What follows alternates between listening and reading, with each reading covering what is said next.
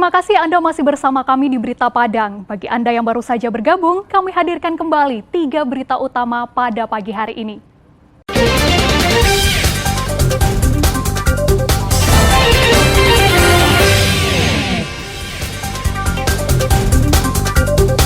Dikeluhkan masyarakat karena pelayanan bobrok. Ombudsman RI lakukan sidak ke Disduk Capil Kota Padang. Kebakaran hebat di Padang.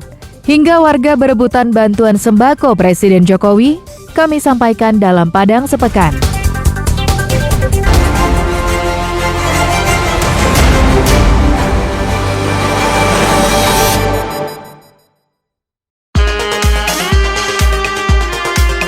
Kabut asap yang menyelimuti kota Solo dan sekitarnya belum hilang dan masih terlihat tebal. Dari pantauan tim liputan, panorama sekeliling kawasan kota dan Kabupaten Solo memutih. Diperkirakan jarak pandang sekitar 1 hingga 2 km. Hasil uji udara yang dilakukan Dinas Lingkungan Hidup, kualitas udara berkisar 26,3161 yang berarti masuk dalam kategori sedang. Masyarakat kaum rentan seperti orang lanjut usia, ibu hamil, dan anak-anak dianjurkan menggunakan masker saat beraktivitas di luar rumah. Meski kualitas udara tergolong kurang sehat, namun belum ada laporan warga yang mengeluh sakit. Aktivitas warga masih berjalan normal seperti biasanya.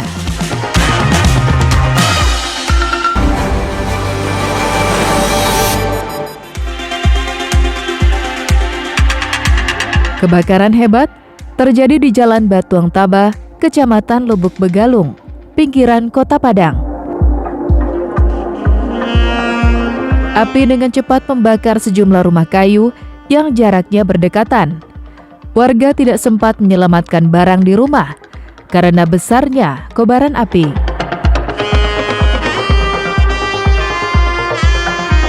Sembilan mobil pemadam kebakaran diturunkan ke lokasi bersama puluhan personilnya.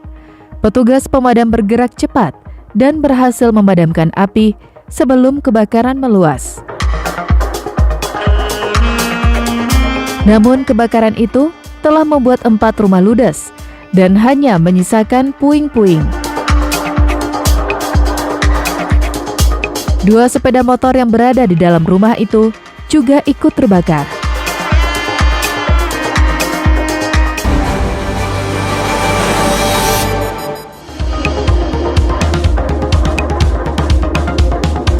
Seorang bayi laki-laki yang masih berumur 5 bulan di pesisir selatan alami kejadian langka. Bayi pasangan suami istri di Kampung Limau Sundai, Nagari Ampek Koto Hilia Batang Kapas tersebut diduga mengandung janin bayi di dalam perutnya. Awalnya, bayi yang diberi nama Adnan ini mengalami pembengkakan pada perutnya saat berumur 1 bulan. Lalu orang tuanya membawanya berobat ke bidan dan dukun kampung. Tidak kunjung membaik. Anak itu dibawa ke rumah sakit M. Zain di Painan untuk diperiksa. Menurut dokter radiologi Tuti Handayani, Adnan memiliki kelainan yang langka terjadi yang disebut fetus in fetu. Di dalam tubuhnya, hidup dan berkembang janin bayi yang semula adalah kembarannya.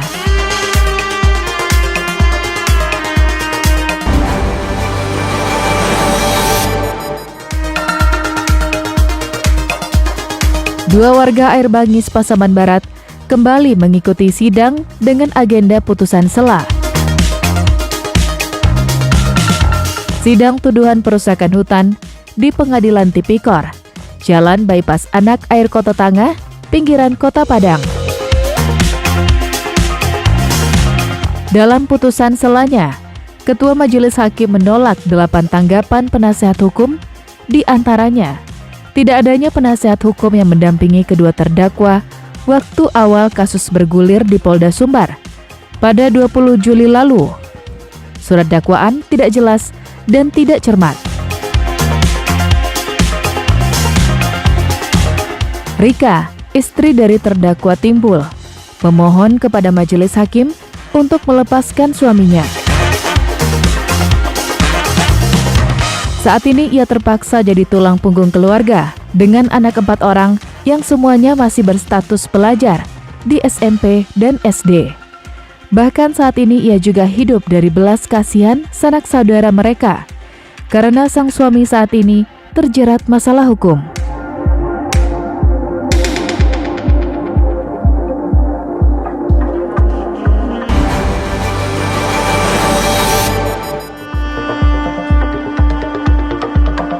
Meski batal ke Pariaman, warga dan pedagang pasar rakyat tetap mendapatkan bantuan sembako Presiden Joko Widodo.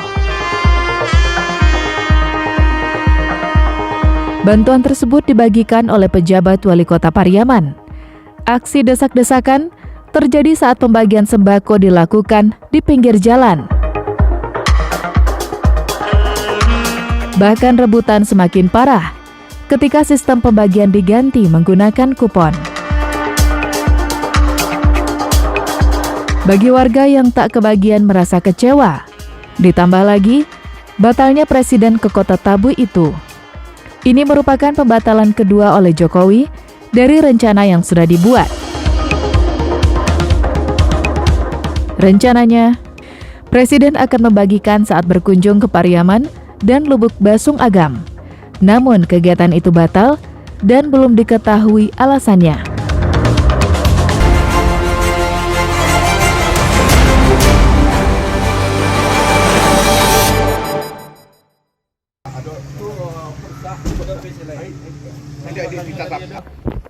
Tiga orang komplotan pencuri di atas bus ditangkap petugas Polsek Lima Kaum, Polres Tanah Datar.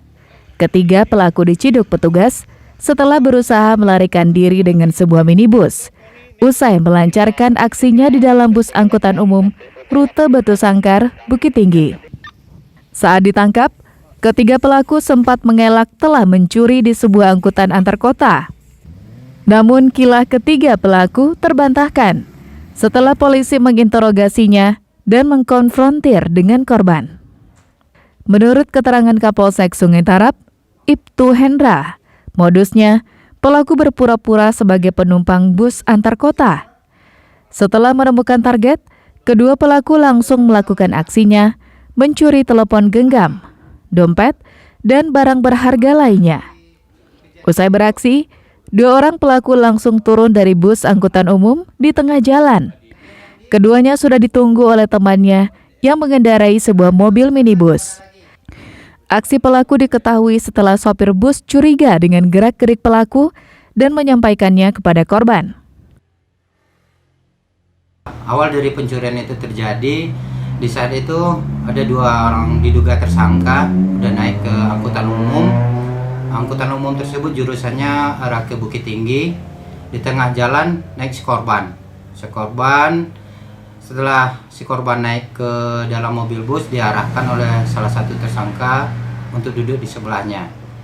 Di saat si korban lengah, di situ tersangka beraksi mengambil sebuah barang milik si korban. Dari tangan pelaku, petugas menyita barang bukti berupa telepon genggam dan sebuah mobil yang digunakan ketiga pelaku dalam beraksi. Sri Louis melaporkan dari Tanah Datar.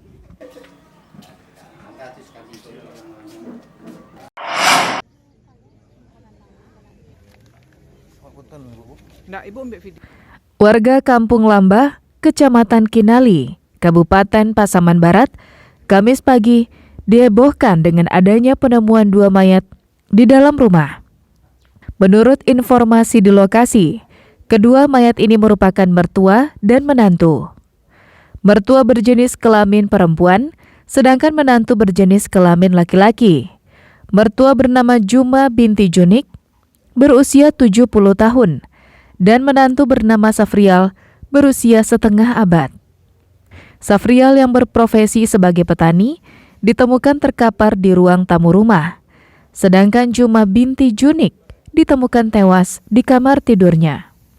Polisi memasang garis polisi dan melakukan pemeriksaan TKP.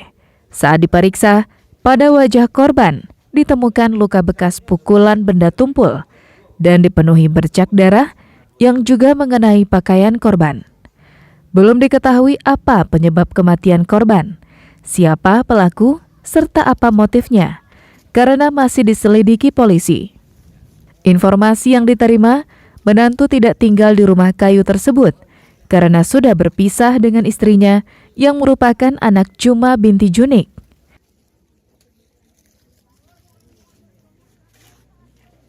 Jadi dugaan awal karena dilihat dari TKP-nya korban meninggal karena luka benda tumpul dan karena ada pendarahan di wajah korban. Namun untuk motif kemudian tersangka dan kronologis masih kita dalam proses pendalaman. Kedua jenazah dibawa ke RSUD Pasaman Barat untuk divisum. Setelah mendapat izin dari keluarga korban, selanjutnya dibawa ke Rumah Sakit Bayangkara Padang untuk diotopsi. Safatul Ulum melaporkan dari Pasaman Barat.